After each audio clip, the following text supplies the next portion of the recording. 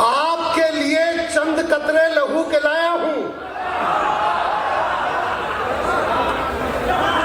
आपके लिए चंद कतरे लहू के लाया हूं। मुरझा गया हूं पर फूल खुशबू के लाया हूं, और आप लोगों को तालियां बजानी ही होगी। मैं घर से पत्नी के पांव छू के आया।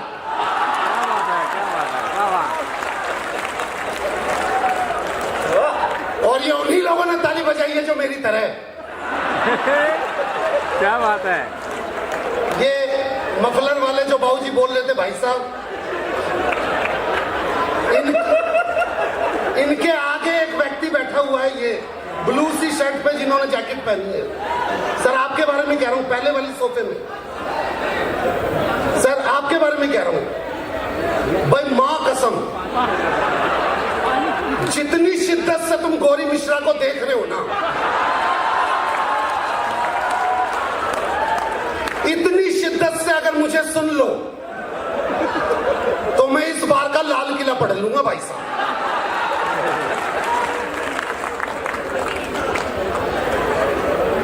भाई साहब मुझे घटोत्कच बोल रहे थे।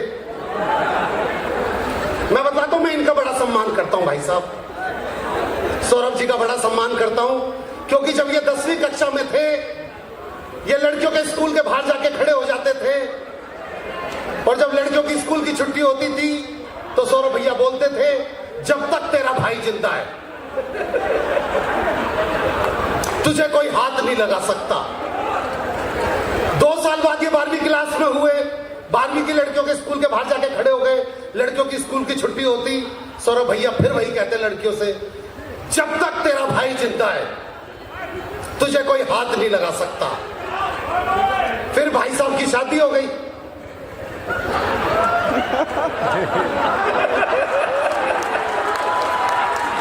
सुहाग रात का दिन आया,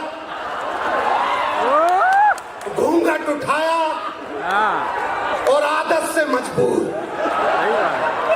जब तक तेरा भाई जिंदा है तुझे कोई हाथ नहीं लगा सकता। और ताली तो इस बात पे बजाना कि शादी के 15 साल बाद भी अपने इसी वचन पर कायम। एक तो जो पुलिस वाले खड़े हैं, मैं बतला दूं सीडीओ साहब, मैं सिद्धार्थ नगर में अब की बार दूसरी बार आया हूं। पहली बार मैं यहां के थाने में आया था,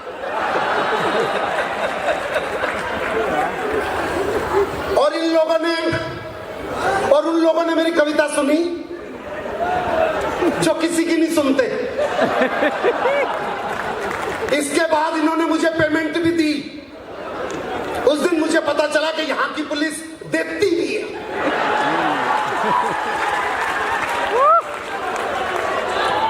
इन्होंने मुझे खाकी कलर के लिफाफे में पेमेंट दी। मैंने ये देखने के लिए कि कितने पैसे दिए हैं, उस लिफाफे का छोटा सा कोना फाड़ा था। पीछे से एक कांस्टेबल ने मेरी बुद्धि पकड़ ली, बोले बेटे सरकारी कागज फाड़ दिया। भाऊजी 10,000 में बुलाया था, 3 लाख रुपए में छोड़ा।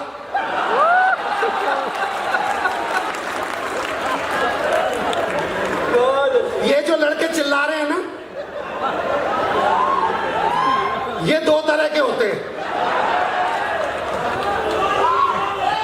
दिन में ये सारे लड़के किस तरीके से बुलाते हैं अपने दोस्तों को, दिन में इनकी आवाज और होती है और रात को इनकी आवाज कोई और।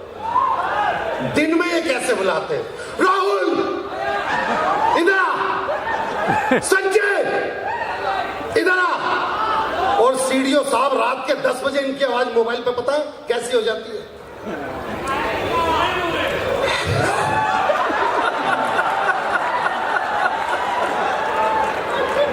लड़की को तो नहीं पता ना कि वो लड़का किस टेम्परेचर मोड पे बैठा है। लड़की हाँ हेलो बोल, ये फिर दोबारा से क्या कर रही है। लड़की बोल रही, लड़की खाना खा रही हूं। अब ये पता चल गया कि लड़की खाना खा रही है, फिर भी ये खाने में क्या खा रही है। लड़की बोली यार तू इतना ही बदतमीज है, हरदम ऐसी बातें पूछता, मैं खाने में क्या खा रही हूँ, कोई जनरल नॉलेज की बात कर ले। तो लड़कों का जवाब, अच्छा जनरल नॉलेज की बात, so when you insure your vehicle from the company and you don't take claim the whole year, so company providing 20% no claim bonus, it is after every year, after 1 year 20% of your 25% and the last will be 50%, it will be remain 50% till then you don't take claim, you can cancel your LCV all vehicle, but before it you have to sell vehicle and make it a liability policy। लड़की खिचड़ी खा रही हूँ आम के अचार के साथ। इतना आसान हो रहा है भाई साहब यहाँ पे। मेरे से क्या क्या बोला जा रहा था यहाँ पे, मेरे को घटोत्कच क्या क्या बुलाया गया। भाई साहब मैं इतना मोटा नहीं था, मैं बहुत पतला था, लेकिन मेरे संग क्या हुआ आपको एक कविता के माध्यम से बता देना चाहता हूं। इन्होंने भी प्यार किया होगा जो चिल्ला रहे थे, और जो मैंने किया भाई साहब वो भी एक कविता के माध्यम से। दद्दू सुनिएगा कि मैं ना नेहा से बहुत प्यार करता था, कि मैं ना नेहा से बहुत प्यार करता था, उस पे दिलो जान से मरता था, मेरा प्यार रांझे मजनू महिवाल से कम ना था, बस उसके बाप से बात करने का दम ना था। और नेहा को अपना बनाने का बचा नहीं कोई मंत्र था, उसकी और मेरी फैमिली में राहुल गांधी और मोदी जितना अंतर था।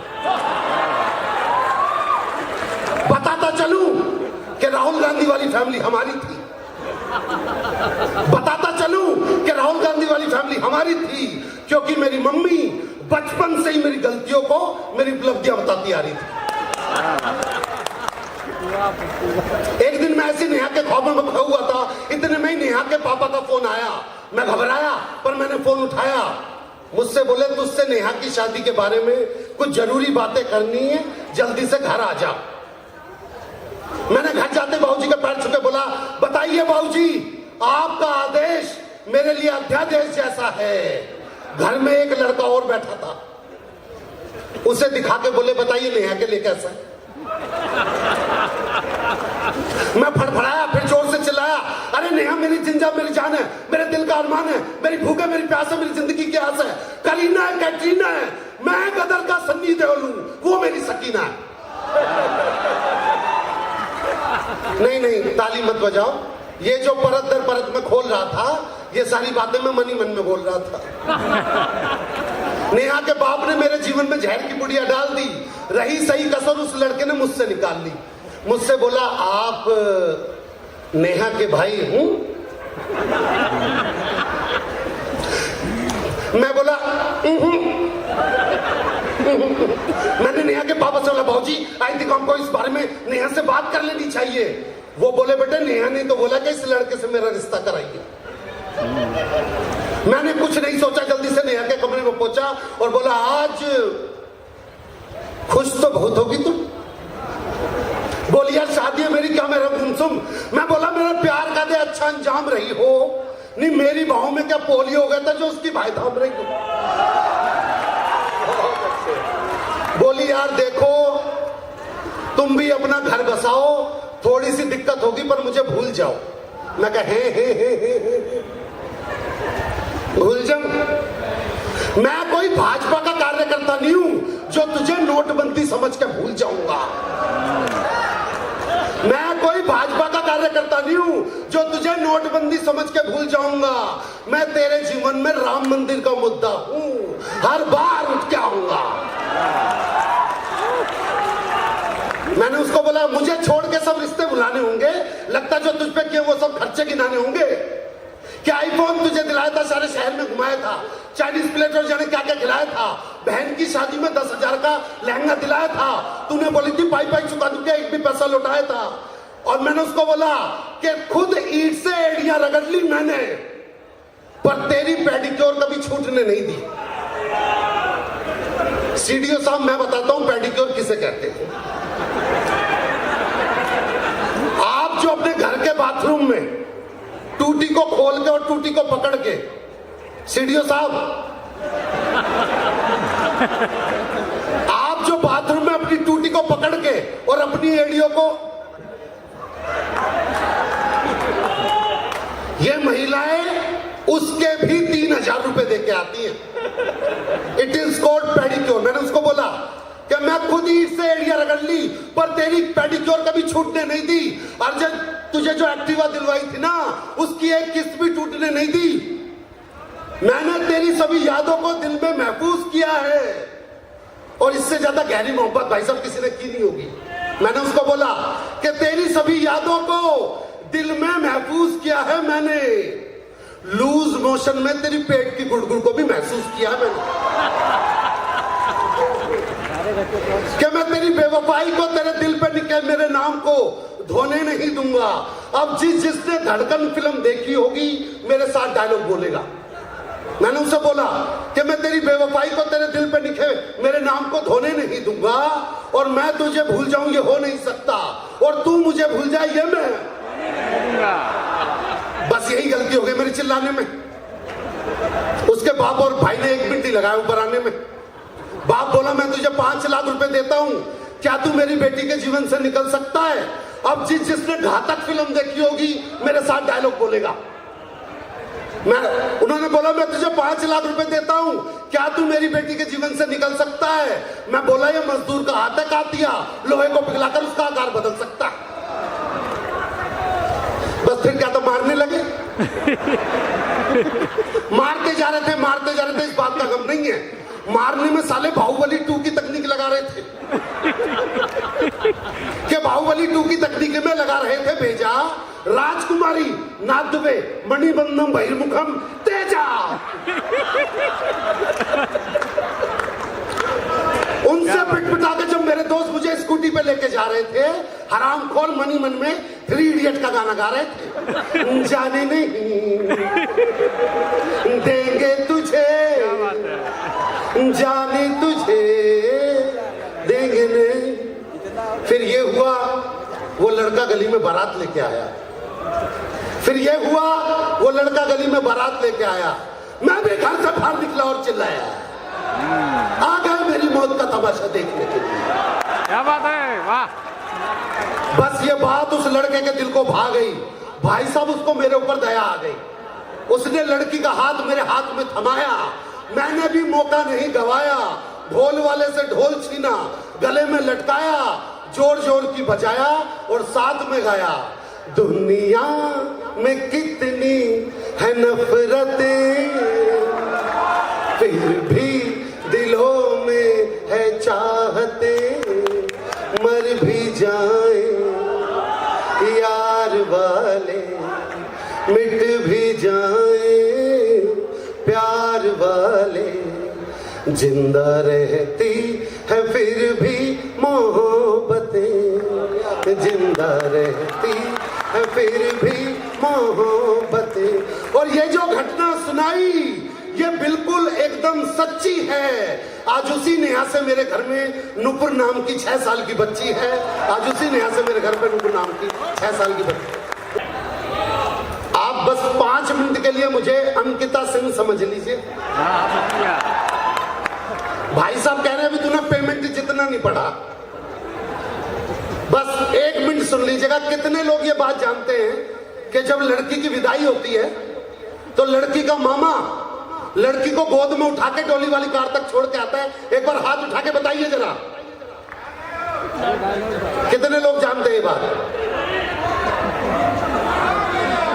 हाँ भाई, मैं ही हूं अंकिता सिंह अभी 15 मिनट तक, बस अब सुन लेना। लड़की की विदाई का सीन है भाई साहब, बस सुन लीजिएगा। प्रहसन विधि में एक छोटी सी चीज सुना दूं, बताऊं? हाँ, मैं 5 मिनट में खत्म कर दूंगा, बस आप सुन लीजिए। तो लड़की की विदाई का सीन चल रहा है भाई साहब। दृश्य यह है कि लड़की को उठा के लेके जाना है डोली वाली कार तक, और लड़की का वजन 150 किलो। जिसने नहीं सुना दोबारा से सुनो। लड़की का वजन 150। बहन जी आपने शॉल पहन रखा है, ताली तो बजा लीजिए आप प्लीज। हाँ, मैं चाहूंगा मैडम आप बस ताली बजाते रहिए, क्योंकि हम कई बार मंचों पे जाते हैं, कुछ महिलाएं ऐसी होती है जो ताली नहीं बजा रही होती। पिछले दिनों नारनौल के मंच पे कहते हैं एक महिला सामने बैठी हुई थी, वो ताली नहीं बजा रही थी। मैंने कविता सुनाई, मैंने चुटकुला सुना दिया भाई साहब, यहाँ तक कि मुक्तक भी सुना है, कविता भी, हर चीज सुना दी, पर वो ताली बजा के ना दे। आखिर में मैं नीचे उतर के पैरों में पड़ गया। मैं कहा बहन जी क्या दिक्कत है, अब ताली क्यों नहीं बजा रही? बोली तेरी शकल मेरी सास से मिलती है। और इन महिलाओं का ऐसा ही है, मैं सच बता दूं, जब ये सास बनती है ना बहू अच्छी नहीं मिलती, जब बहू बनती है तो सास अच्छी नहीं मिलती, जब देवरानी बनती है तो जेठानी अच्छी नहीं मिलती, जब जेठानी बनती है तो देवरानी अच्छी मिलती, जब नंद बनती है तो भाभी अच्छी नहीं मिलती, जब भाभी बनती है तो नंद अच्छी नहीं मिलती। और बात रही पति की, वो तो आज तक किसी औरत को ढंका। इस बात पे तो आपकी पत्नी ने भी ताली बजा दी भाई साहब। वो हरिद्वार की तरफ 2 बसें जा रही थी, आगे वाली बस में सारी सास, पीछे वाली बस में सारी बहुएं, तो सास वाली बस खाई में गिर गई। ये बहुएं हंस रही हैं, इनके लिए चुटकुला यही खत्म, इनको आगे सुनना भी नहीं है। तो सास वाली बस जैसी खाई में गिरी, बहू वाली बस में एक बहू ने रो रो के ओ मेरी सास, ओ मेरी सास। सबने बोला ओहो तू तो बहुत प्यार करती थी। कह रही ना मेरी वाली तो आई ना। तो नमन है मैम आप जैसी शक्तियों को भी। मैं बता दूं बस एक छोटा सा दृश्य है, आप बस 2 मिनट दे दीजिएगा, मैं जोड़ने की कोशिश करूंगा। लड़की का वजन है भाई साहब 150 किलो। और दूसरी बात ये कि जिस मामा को उठा के ले जानी थी वो सगा मामा ही नहीं है वहां पे, उस लड़की का कोई सगा मामा ही नहीं है। तो अब इस तरफ सौरभ जैन भैया खड़े थे ये वाले, और इस तरफ हमारे प्रताप फौजदार जी। तो लड़की के बाप ने गांव के लोगों के नाम लिए, पहले सौरभ भैया को बोला बेटे सौरभ बेटे उठा दियो जरा। अब सौरभ जी तो उस 150 किलो की लड़की के संग बचपन से खेलते हुए आ रहे हैं, इनको तो पता था वो स्टापुर पर कूदती थी तो स्टापुर चकनाचूर करके रख देती थी। तो जैसे बोला बेटे सौरभ उठाइए, तो सौरभ एकदम मेरा तो पथरी का ऑपरेशन हो रखा। डॉक्टर बोल रहे थे जरा सा झुकेगा पथरी फट के। अच्छा ठीक है कोई बात। यहाँ प्रताप फौजदार जी खड़े, बेटे प्रताप बेटे उठा दियो जरा थोड़ा सा। प्रताप जी 150 किलो के चक्कर में ये भूल गए मैं आदमी या औरत। तो जैसे बोला बेटे प्रताप उठाइए, प्रताप जी मेरा तो 7वां महीना चल रहा है। अच्छा अब पीछे भाई साहब प्रख्यात मिश्रा जैसा 40 किलो का लड़का खड़ा, उसे पता ही नहीं चली कि यहाँ पे क्या बातें हो रही हैं। वो पीछे कह रहा भाऊजी मेरे लायक कोई काम हो तो बताना, भाऊजी मेरे लायक कोई काम हो तो बताना। अब पीछे कोई अंकिता सिंह जैसी खड़ी होगी, उसने बोल दिया आगे चला जा काम ही काम है। और ये भाई साहब इतना सीधा प्रख्यात, पूछता पूछता भाऊजी मेरे लायक कोई काम हो तो बताना, मेरे लायक कोई काम। लड़की के बाप तक आ गया, बोला भाऊजी मेरे लायक कोई काम हो तो बताना। अब काम तो इसका अंदर इंतजार कर रहा था। तो जब तक प्रख्यात मिश्रा ने लड़की नहीं देखी, ये बिल्कुल नॉर्मल, और जैसे इसने लड़की देखी तो इसके शरीर में जो परिवर्तन हुए, अगर आपको पसंद आ जाए तो तालियां बजा देना। कहाँ है अंकल जी? यहाँ पे।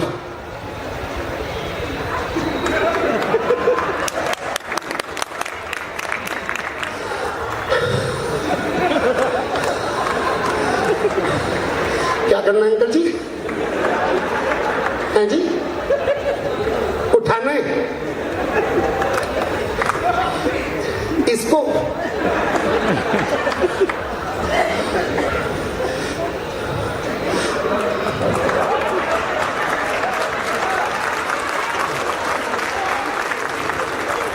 अंकल जी इसको उठाने में तो मैं और छुटकी ना आए हो, ये तो मुटकी है। पर सबने बोला नहीं बेटे देख अब तूने बोल दिया, अब तुझे उठानी पड़ेगी। तो प्रख्यात मिश्रा ने उठाने की छोटी सी कोशिश की तो इसकी रीढ़ की हड्डी में से चटक की आवाज आई। पर भाई साहब ये डीएम साहब आए, इन्होंने सुल्तान फिल्म का गाना गाया इसका कॉन्फिडेंस बढ़ाने के लिए कि किसी तरीके से लड़की उठा ले। इन्होंने गाना गाया खून में तेरे मिट्टी, मिट्टी में तेरा खून, ऊपर अल्लाह नीचे धरती बीच पे तेरा जुनून।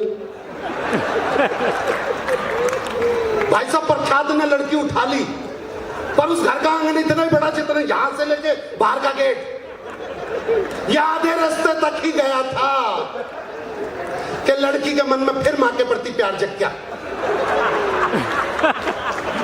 वो इसकी गोद से उतर के मम्मी कहती वापसी आ गई। लड़की का बाप पर क्या सब, बेटे लेके आ। अरे लेके आ मतलब ये जो पुलिस वाले खड़े यहाँ तक लेके तो आ गया था। यार बेटे दोबारा उठाना पड़ेगा। इसने दोबारा उठाने की कोशिश की, नहीं उठ रही, तो अब की बार इनकी पत्नी ने गाना गाया इसका कॉन्फिडेंस बढ़ाने के लिए। इन्होंने गाया मैडम ने, ओ आ, आ, जीत जाएंगे हम। अब प्रख्यात की आवाज सुनो।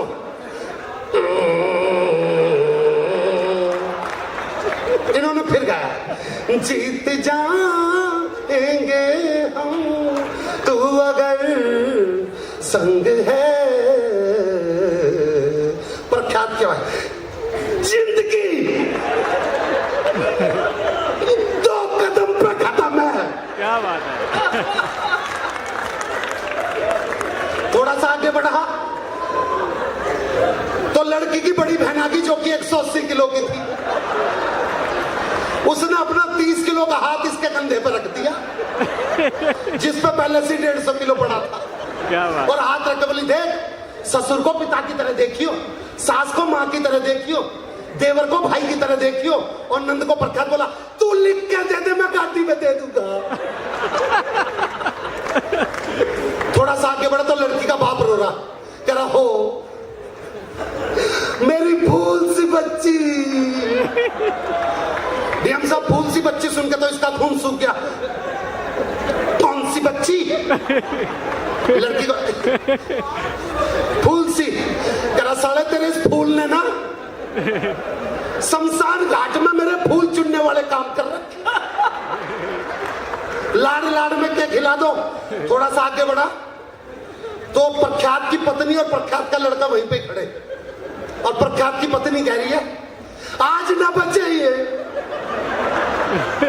ये तो गए। इसका ध्यान अपनी पत्नी की तरफ जा। कौशल्या रो क्यों रही है? कौशल्या बोली, एक तो तुमने 150 किलो उठा रखा और ये सिद्धार्थ नगर वाले मिलकर ताली भी नहीं बजा रहे।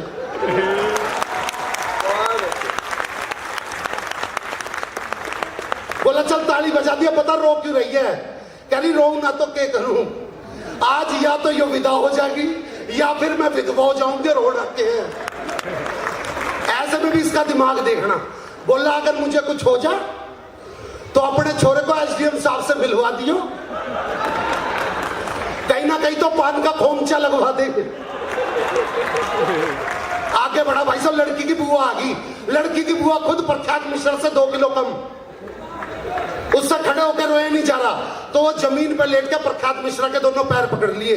बोली मैं मर जाऊंगी, मैंने अपने हाथों से पाली है, मैं इसे ऐसे नहीं जाने दे सकती, मैं मर जाऊंगी, मैं मर जाऊंगी। प्रख्यात मिश्रा देखा अगर ये हाथ से छूट गई ना तो सच में दब के मर जाएगी। बुआ साइड में खड़ी होगी। प्रख्यात आगे बढ़ाता है, पंडित जी करे जजमान, मुझे लग रहा है इस लड़की को उठाने में बहुत ज्यादा कष्ट भोग रहे हैं, मैं भी हनुमान चालीसा पढ़ देता हूँ, आप इसे गेट तक लेके पहुंच जाएंगे।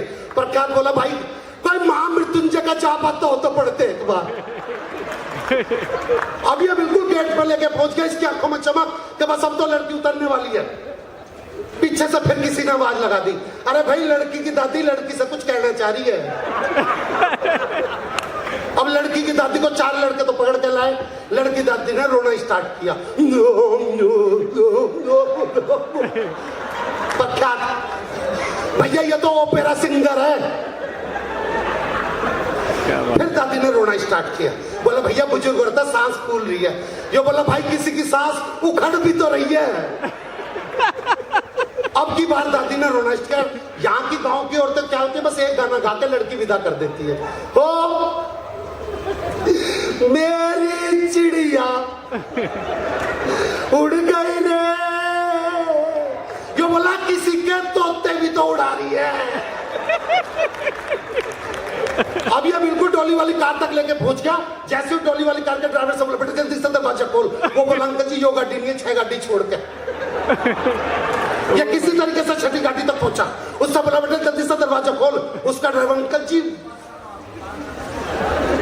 अरे बोल, वो मजाक गाड़ी थी। ओ भाई साहब, इसने लड़की को गाड़ी में जैसे बिठाया, गाड़ी का पिछला टायर पंचर। लड़की का बाप बोले निकाल करे, निकाल मतलब अंकल जी तो ठूसी बहुत मुश्किल से है, पर किसी तरीके से गाड़ी कटवाई गई। लड़की जेसीबी पे विदा हुई। अगले ने चैन की सांस ली। लड़की का बाप बोले बेटा चैन की सांस क्यों ले रहा है, अभी तो गांव का एक चक्कर करके फिर घर में जाएगी, तुझे फिर लेके आना पड़ेगा। अरे वाह।